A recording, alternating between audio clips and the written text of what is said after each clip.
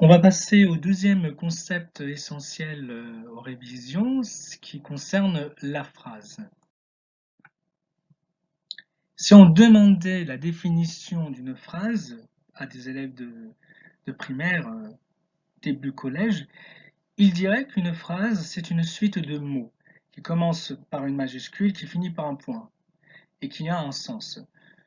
Or, ce n'est pas suffisant pour définir ce que c'est une phrase. On va le voir pourquoi par la suite. Ce qu'il faut comprendre, c'est qu'une phrase est construite avec deux choses. D'un groupe nominal appelé le thème et d'un groupe verbal qu'on peut appeler le prédicat. La phrase en soi, comme on a dit, elle a un sens, mais aussi elle apporte une information. Donc, comme on a dit, thème plus prédicat.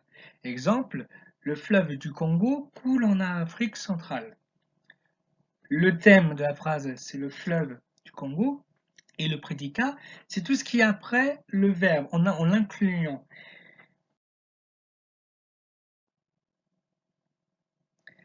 Si nous prenons extrait de ce poème prologue, extrait de l'œuvre de Lewis Carroll, Alice au Pays des Merveilles, qui est un poème, on peut se rendre compte que dans tout poème, les vers commencent par une majuscule, même au sein d'une phrase. Donc, l'affirmation qu'ont les jeunes élèves en disant qu'une phrase commence par une majuscule et finit par un point n'est pas suffisant pour dire, à notre niveau, bien entendu, ce n'est pas suffisant pour dire que c'est une phrase.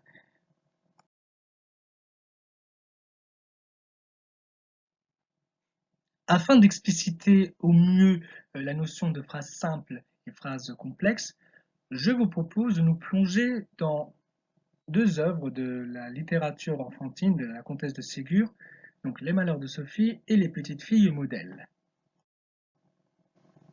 En voyant cette photo, si on nous demandait d'utiliser une phrase simple, on pourrait dire tout simplement Sophie habilla sa poupée, ou bien elle s'occupait beaucoup de l'éducation de sa fille. Qu'est-ce qu'on peut remarquer? Eh bien que nous avons un groupe nominal qui est Sophie ou elle, et habiller sa poupée, s'occuper beaucoup de l'éducation de sa poupée, sont des groupes verbales, ou sinon prédicats, comme on l'a dit avant. On peut remarquer qu'il n'y a qu'un verbe conjugué dans les deux phrases, habilla et s'occupait. Afin d'illustrer la notion de phrase complexe, prenons exemple sur la citation de l'œuvre des petites filles modèles de la comtesse de Ségur. Madame de Fleurville était la mère de deux petites filles, bonnes, gentilles, aimables, et qui avaient l'une pour l'autre le plus tendre attachement. On remarque qu'au sein de cette phrase, il y a deux verbes conjugués, était et avait. Et nous avons un qui précède le avait, et qui est un pronom relatif mis pour deux petites filles, donc complément de l'antécédent. Voilà, complément de l'antécédent, petite fille.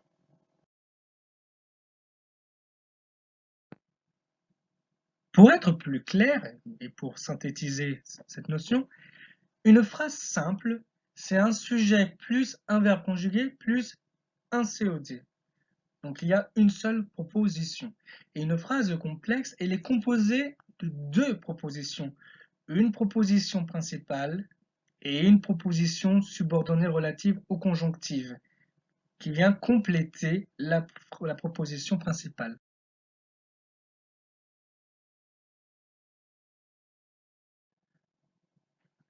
Une phrase est constituée de deux éléments. Le premier est le type. Le type peut être déclaratif, lorsqu'on déclare quelque chose, on annonce. Lorsqu'on veut poser une question, la phrase est interrogative. Et au sein de cette interrogative, soit la question est totale, soit la question est partielle.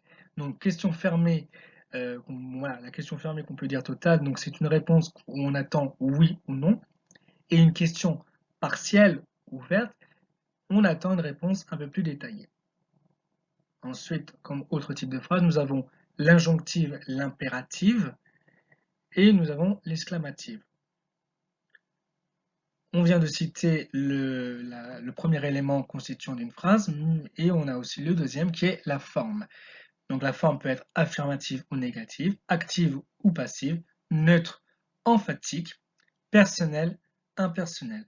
Je vous rassure, nous reviendrons là-dessus à travers des exemples. Donc ce qu'il faut comprendre, c'est qu'une phrase peut très bien être déclarative par exemple, et affirmative ou négative. En conclusion, donc une phrase est constituée d'un type et d'une forme.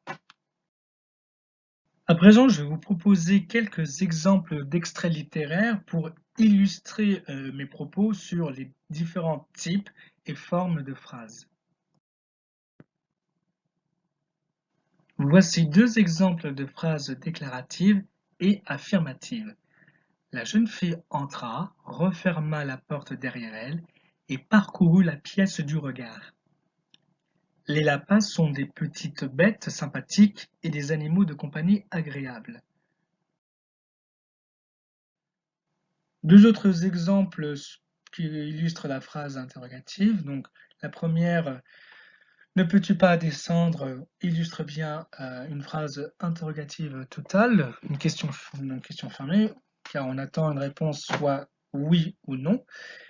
Et la deuxième question, où est la cité d'émeraude et qui est Ose? On a affaire à une phrase interrogative partielle, car on attend une réponse plus détaillée. Au sein du premier extrait de Elle s'appelait Sarah, arrachez vos étoiles, cherchez de l'aide et surtout soyez prudente, on peut se rendre compte que les deux premiers verbes sont des verbes d'action, ou qui invitent fortement les protagonistes à faire l'action au plus vite, à s'exécuter. Et le dernier verbe, soyez prudent, invite à suivre ce conseil fortement aussi. Autre exemple, qui me donne ses coordonnées. Donc là, généralement, là, c'est plus le subjonctif qui est utilisé. Donc pour terminer sur la phrase exclamative, elle est reconnaissable majoritairement avec son point d'exclamation. Donc c'est seulement je savais bien lire, je savais lire bientôt.